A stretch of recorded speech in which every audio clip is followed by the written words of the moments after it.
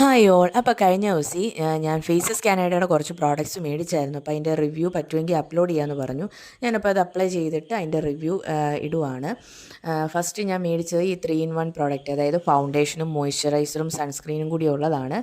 ഞാൻ അപ്ലൈ ചെയ്ത് നോക്കി, വലിയ കുഴപ്പമില്ല. ബട്ട് ഞാൻ ലാക്മേയുടെ പ്രോഡക്റ്റാണ് പാസ്റ്റ് 1 ഇയർ ആയിട്ട് യൂസ് ചെയ്യുന്നത്.